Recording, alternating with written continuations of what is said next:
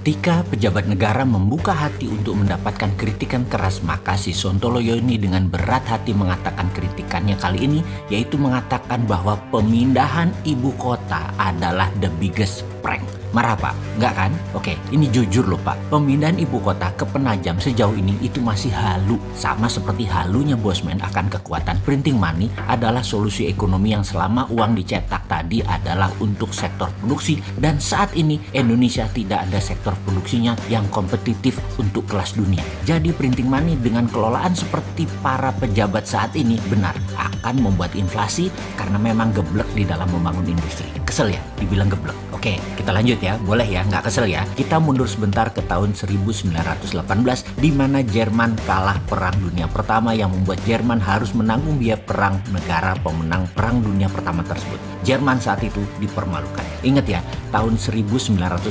Lalu tahun 1936 Jerman mulai melakukan ekspansi militer, mulai menaklukkan banyak negara Eropa. Berapa tahun itu selisihnya? Tidak sampai 20 tahun. Kok bisa negara kalah perang rata tanah dalam waktu kurang dari 20 tahun menjadi mempunyai kekuatan mengerikan tingkat dunia? Apa Jerman membangun dari neraca perdagangan yang surplus lalu duit lebihnya buat membangun? Ya enggak lah. Ekonom cemen bingung kalau ditanya bagaimana Jerman membangun kurang dari 20 tahun bisa membangun kekuatan besar dan menaklukkan banyak negara Eropa.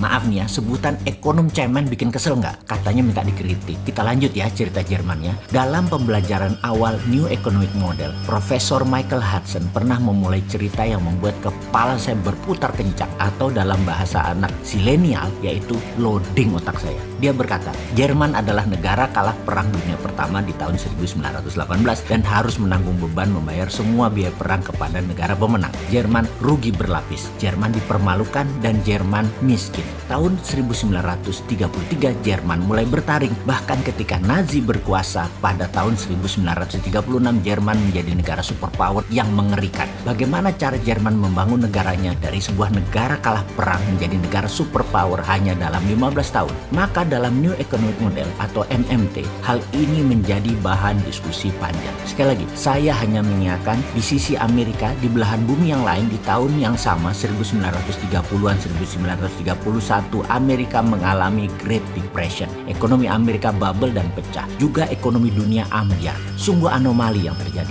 Jerman naik lagi ekonominya sementara Amerika dan negara sisa dunia terpuruk. Kita semua tahu sejarah itu ditulis oleh pemenang. Jadi pelajaran di dunia saat ini ditulis oleh negara pemenang. Yang kebetulan saja polisi dunianya yang menang pada Perang Dunia Kedua adalah Amerika. Jadi teori-teori Amerika lah yang menjadi bahan pada dunia akademisi. Tenggelamlah teori Jerman yang membangun negara mereka hanya dalam 15 tahun. Beruntunglah ada manusia seperti Michael Hudson, Stephanie Kelton, Warren Mosler yang menjadikan pencetus New Economic Model, bapaknya MMT, yang diadop dari strategi Jerman dan Jepang, yang dipraktekkan oleh Amerika tahun 1971 dan oleh Tiongkok sejak 1989. Apa yang dilakukan oleh Jerman sih di kalah Perang Dunia Pertama tersebut? Pelajaran dari Jerman pasca Perang Dunia Pertama seperti kalimat Adolf Hitler yang mengatakan, untungnya kami tidak cukup bodoh untuk mencoba menciptakan sebuah mata uang yang di-backing oleh emas yang memang tidak kami miliki atau hutangan dari negara lain. Tetapi setiap mark yang kami cetak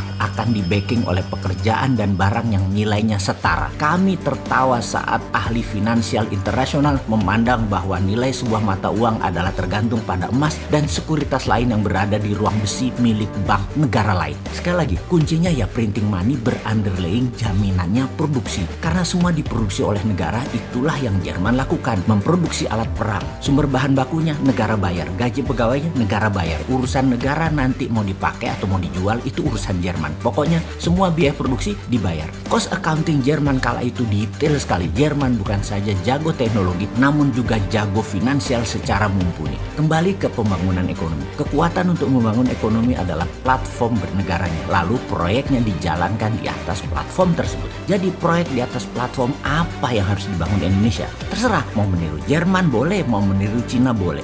Meniru Jerman adalah membuat alat perang. Meniru Tiongkok adalah membuat alat produksi. Bagi kaum Sontoloyo, bukan hanya mengkritik mentah, juga penting ilmunya sudah dikasih tahu. Buktinya semua ada di Mardigu Nation. Betul kan?